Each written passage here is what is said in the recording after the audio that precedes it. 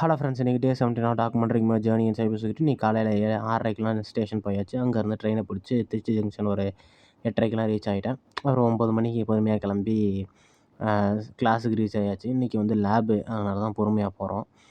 போய் அங்கே உட்காந்து கொஞ்சம் நேரம் சும்மா உட்காந்துருந்தோம். அதுக்கப்புறம் வந்து இன்றைக்கி நண்பருக்கு வந்து என்னாச்சுன்னே தெரில, டக்கு டக்குன்னு லேப் பண்ண ஆரம்பிச்சிட்டாரு. எப்போவுமே ரொம்ப லேட் பண்ணுவார். ஆனால் இன்றைக்கி வந்து ரொம்ப டக்கு டக்குன்னு எல்லா லேப்பையும் முடிச்சிட்டோம். இன்றைக்கி தான் வந்து 2 லேப் முடிச்சிருக்கோம். டக்குன்னு முடிச்சுட்டு கிளம்பிட்டோம். நானும் நண்பரும் சாப்பிடல, என்னடா பண்ணுறது அப்படின்னு யோசிச்சுக்கிட்டே வந்தப்போ, வர்ற வழியில் ஒரு பிரியாணி கடை இருந்துச்சு. அப்புறம் அங்கே போய் ஆளுக்கு ஒரு பிரியாணி வாங்கினோம். ஒரு பிரியாணி ரூ. 100 இருந்துச்சு. டேஸ்ட்டு வந்து வித்தியாசமாக இருந்துச்சு. இது மந்தி பிரியாணின்னு சொன்னாங்க. வித்தியாசமாக இருந்துச்சு. இது வரைக்கும் நான் இந்த மாதிரி பிரியாணி சாப்பிட்டதே இல்லை. ஃப்ரைட் ரைஸ் மாதிரி தான் இருந்துச்சு, இருந்தாலும் நல்லா இருந்துச்சு.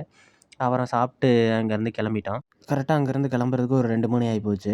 2 மணிக்கு அப்படியே பொறுமையாக நடந்து போனோம். ட்ரெயின் இருந்துச்சு, 2:30 ட்ரெயின். அதில் வந்து பொறுமையாக இறங்கி ஸ்டேஷனில் வடமலை ஸ்டேஷனில் இறங்கி நடந்து வரும்போது இந்த இவன் வேறு பின்னாடியே ஃபாலோ பண்ணிகிட்டே வந்தான்.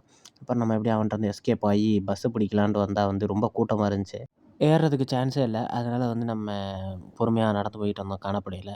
எப்படிடா இங்கே வந்தேன்னு கேட்டால், இந்த ஆட்டோவில் தான் வந்தேன். அதுக்கப்புறம் வீட்டுக்கு வந்து புக்கை ரீட் பண்ணிட்டு சாப்பிட்டு தூங்கிட்டேன்.